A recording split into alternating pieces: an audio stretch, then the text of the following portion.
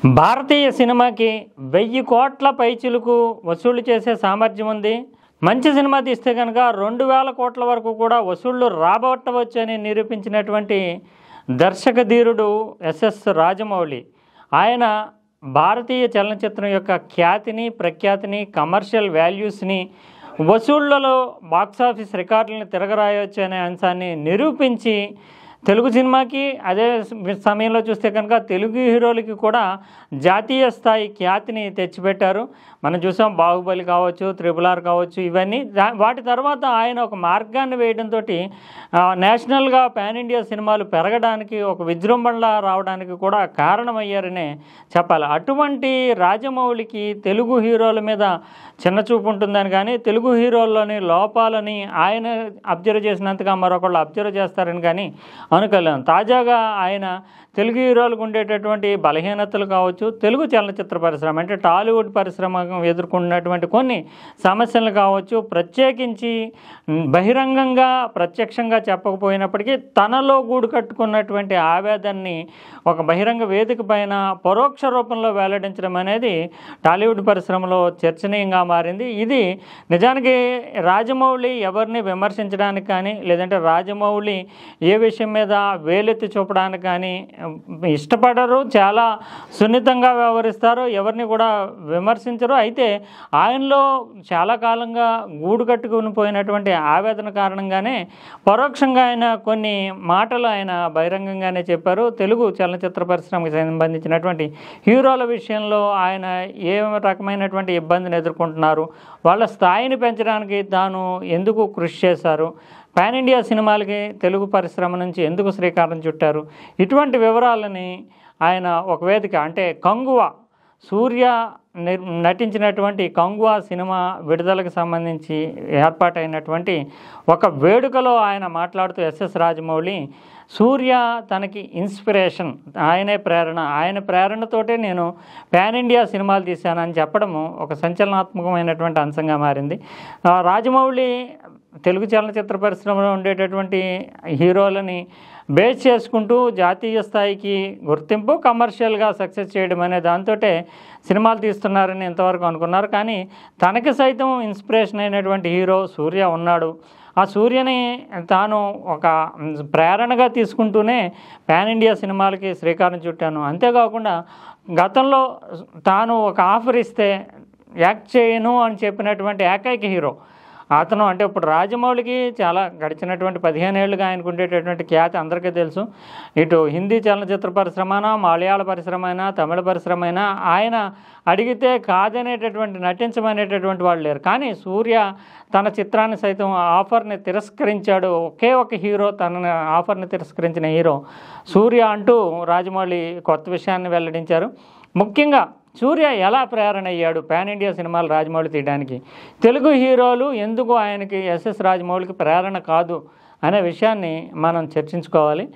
సూర్య ఒక సినిమా తీస్తే కనుక దానిని ప్రజల్లోకి తీసుకెళ్ళడానికి భాషా భేదాలు కానీ, ప్రాంతీయ భేదాలు కానీ లేకుండా విస్తృతంగా ప్రచారం చేయడం, మార్కెటింగ్ చేసేయడంలో కీలకమైనటువంటి భూమిక పోషించడము, దానివల్ల ఆ హిట్ అంటే ఒక 50%, 60% హిట్ అవ్వాల్సిన సినిమాని కూడా దాని రేంజ్ని ఇంకొక 20%, 30% పెంచి 80-90%కి తీసుకెళ్తూ ఉంటాడు. అది రాజమౌళికి ప్రేరణగా నిలిచింది.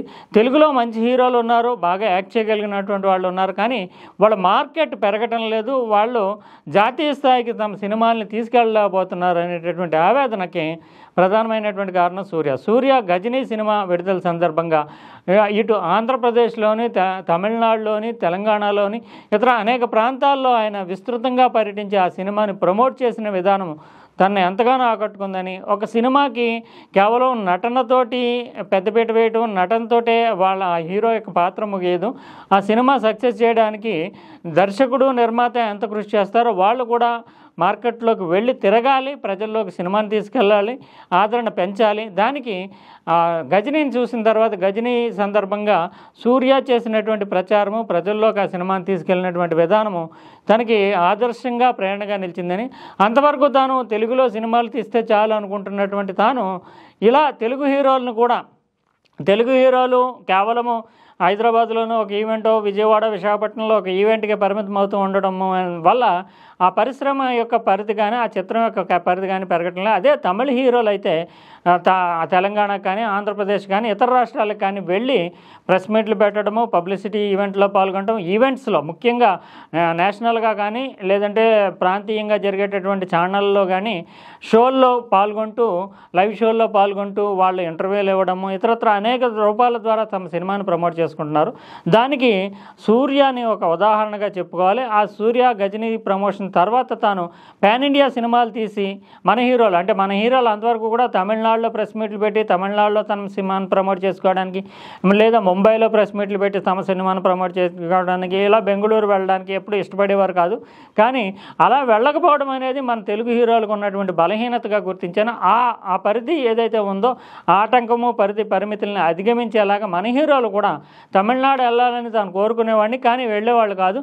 తానే సొంతంగా అంటే తాను సినిమాలు తీసి పాన్ ఇండియా స్థాయిలో బడ్జెట్ పెంచి భయంకరమైన భారీ సినిమాలు తీసి ఆ సినిమాలని ప్రమోట్ చేయడానికి మన హీరోలను కూడా ఇతర ప్రాంతాలకు తీసుకెళ్ళాలి. అప్పుడు ఆ సినిమాలు ఖచ్చితంగా సక్సెస్ అవుతాయి, వందల వేల కోట్ల రూపాయలు వసూలు చేస్తాయని తాను మనసా వాచా కర్మణ నమ్మి ఆ గజని అంటే సూర్యాన్ని ఆదర్శంగా తీసుకుంటూ బాహుబలి కానీ తర్వాత RRR కానీ వీటిని నిర్మించాను. అందువల్ల అది సక్సెస్ ఫార్ములాగా మారింది.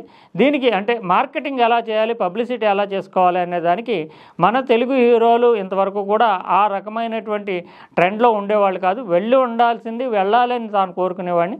తాను ఆ సినిమాలు తీయడం ద్వారా తాను తప్పనిసరి పరిస్థితుల్లో వాళ్ళకి అలా వెళ్లాల్సినటువంటి అవసరాన్ని కల్పించడం, తానే వెంట ఉండి తీసుకెళ్లడం వల్ల పాన్ ఇండియా సినిమాల రూపకల్పనకి ఒక మార్గం ఏర్పడిందంటూ రాజమౌళి చెప్పారు. ఇప్పటికే మనం చూస్తున్నాము, రజనీకాంత్, కమల్ హాసన్ లాంటి హీరోలు అయితే తెలుగులో పెద్దగా పరిచయం చేయాల్సిన అవసరం లేదు. ఎందుకంటే 70sలోనే వాళ్ళు డైరెక్ట్ తెలుగు సినిమాల్లో యాక్ట్ చేశారు కనుక వాళ్ళని కేవలం తమిళ హీరోలుగా చూడడం మన తెలుగు హీరోలు కూడా అడాప్ట్ చేసుకుంటారు. అయితే ఇప్పటికీ తమిళ హీరోలు ధనుష్ కావచ్చు, సూర్య కావచ్చు, కార్తీ కావచ్చు, వీళ్ళంతా కూడా తమ సినిమాలు తీసిన తర్వాత తెలుగు రాష్ట్రాల్లోని, కన్నడ రాష్ట్రంలోని, మలయాళ రాష్ట్రంలోని కూడా ఆ సినిమాని చాలా ప్రమోట్ చేస్తూ ఉంటారు.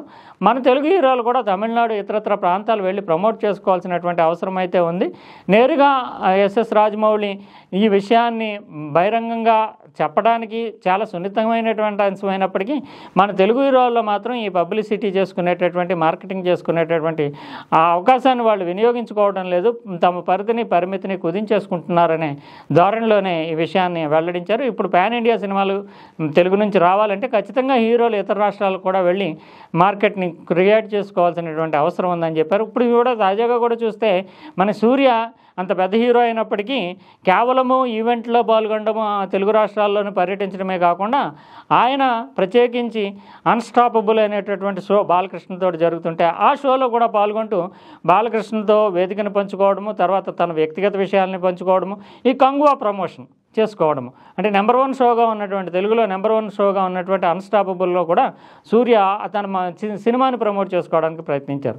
ఇది కూడా ఎస్ఎస్ రాజమౌళికి ఒక ఆసక్తిదాయకమైనటువంటి అంశమే అయి ఉంటుంది. అందుకనే సూర్యని ఒక ఇన్స్పిరేషన్గా, రోల్ మోడల్గా చెబుతూ మన తెలుగు హీరోలు కూడా ఈ రకమైనటువంటి ట్రెండ్ తోటి వెళ్ళినప్పుడు మాత్రమే ఇప్పటికీ తెలుగు సినిమాలంటే పాన్ ఇండియాల స్థాయిలో ఒక పేరు ప్రఖ్యాతి వచ్చింది. దాన్ని నిలబెట్టుకోవాలంటే సూర్యని రోల్ మోడల్గా తీసుకోవాలి అనేటటువంటి దిశలో రాజమౌళి తెలుగు హీరోలందరికీ కూడా ఒక సందేశము, ఒక సంకేతము ఇచ్చాడనే చెప్పాలి.